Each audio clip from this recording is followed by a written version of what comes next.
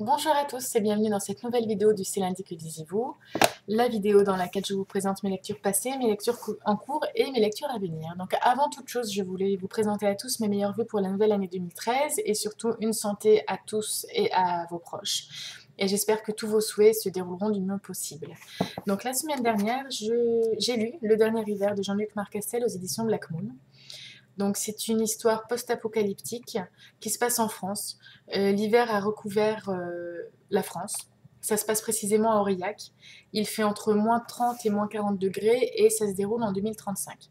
Donc on commence l'histoire directement par un prologue où un des héros, Johan, prend la parole et nous explique donc pourquoi la France est devenue ainsi, ce qui s'est passé entre deux et lui, quelle est sa situation actuelle, comment ça se passe un petit peu en général. Donc on apprend que la forêt a repris ses droits et recouvre de plus en plus le territoire, que les pins, pour se nourrir principalement, ont dû trouver un nouveau moyen et sont devenus des pins mangeurs d'hommes, puisqu'ils n'ont plus assez d'oxygène pour vivre. Et d'un village à l'autre, la communication n'est plus possible à cause de cette forêt qui est appelée la Malsève. Johan est un jeune garçon, je ne me rappelle pas s'il a précisé quel âge, mais je pense qu'il doit avoir 17-18 ans, qui est amoureux de Léa. Léa qui a dû partir avec ses parents vivre du côté de Bergerac, donc pas très loin de Bordeaux. Et, euh, et Johan, qui est fou d'inquiétude pour elle, décide de partir à l'aventure pour la retrouver, pour voir si elle est encore vivante. Lors de son périple, il sera accompagné par son frère Théo, qui est un ex-militaire, par Khalid, leur ami d'enfance, qui a grandi dans les cités, qui a pas mal subi de discrimination raciale auparavant, et de Fanny, une jeune eurasienne qui est une sœur de cœur par rapport aux deux frères. Et voilà, qui décide de l'accompagner, de les accompagner malgré tous les dangers que ça représente. Et, euh, et en fait, cette histoire sera vraiment une quête de soi, partir à la découverte de soi-même, de son humanité, de ses capacités, de l'entraide qu'ils peuvent avoir les uns entre les autres. Donc c'est clair, la route va être très très compliquée, ils vont avoir beaucoup d'obstacles et d'embûches.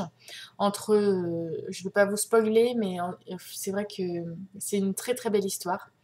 L'auteur développe pas mal d'aspects différents, que ce soit le combat contre la nature, contre la forêt et les pièges qu'elle peut représenter, contre la météo, les tempêtes de neige, voilà, le risque de se retrouver seul la nuit et de dormir dehors en fait, sans savoir si demain on pourra se réveiller.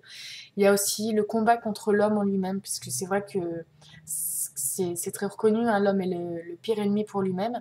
Et dans ce livre, on en a encore la démonstration, où ils vont rencontrer des groupes de personnes qui ont voulu prendre le pouvoir sur des personnes, d'autres gens plus faibles, et qui appuient en fait vraiment leur puissance sans tenir compte de la moralité et de l'humanité de chacun.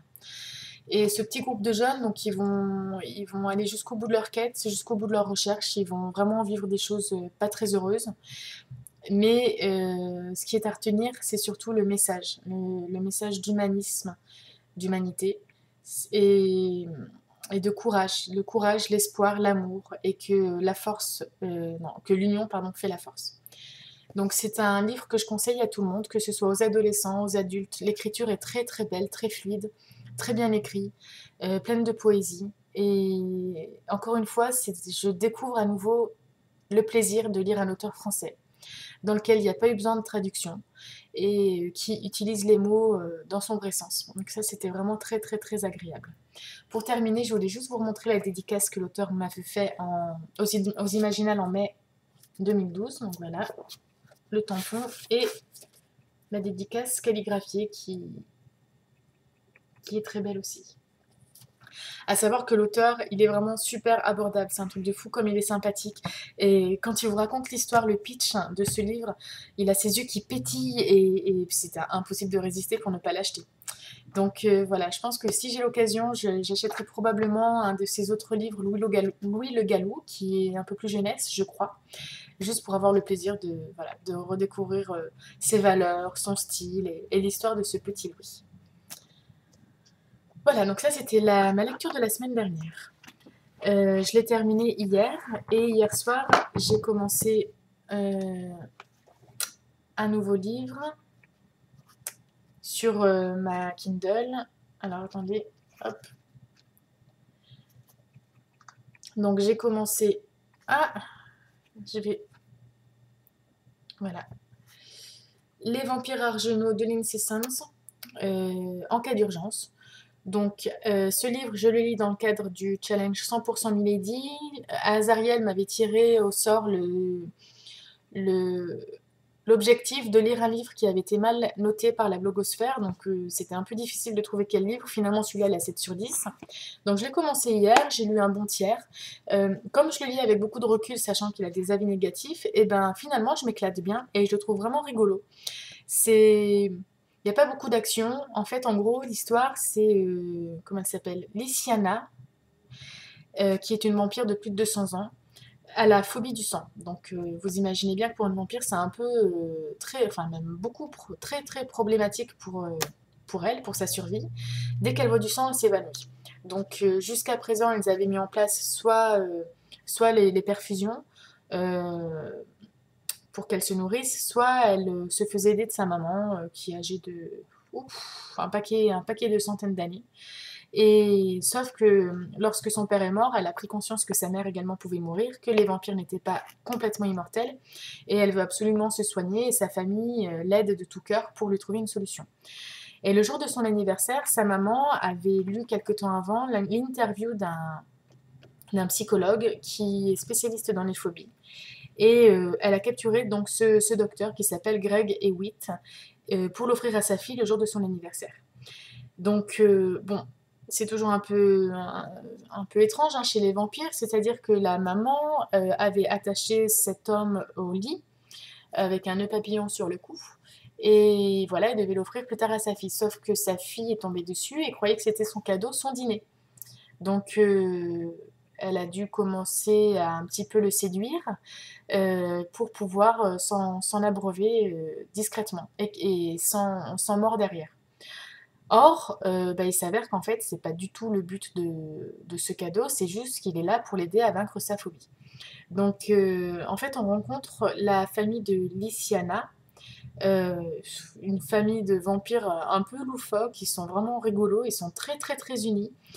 Et je pense que l'histoire tourne principalement autour de la rencontre entre Greg et elle. Et voilà, donc je sais qu'il n'y a pas beaucoup d'action dans ce livre-là, donc j'en attends vraiment rien, à part de rigoler et de découvrir un peu une histoire familiale au sein des vampires.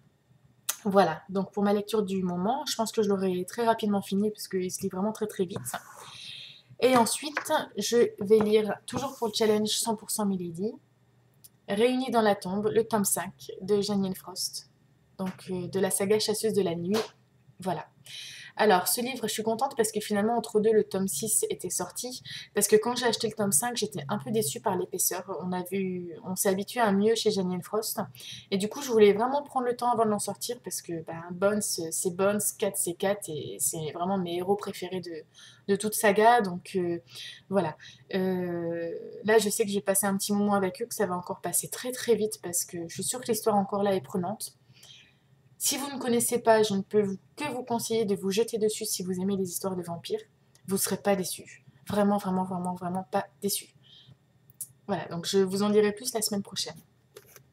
Et selon mon rythme, si j'ai le temps, je continuerai Cuchiel de Jacqueline Carré. Alors par contre, je ne l'ai pas là. Et ça va être trop long pour vous montrer la couverture, là, le temps que je la lance, etc. Donc c'est si j'ai le temps uniquement. Donc je vous présenterai ça plus tard. Voilà, c'est tout pour cette semaine. J'espère que vous aurez de très belles lectures, de très belles découvertes et je vous dis à la semaine prochaine. Bye!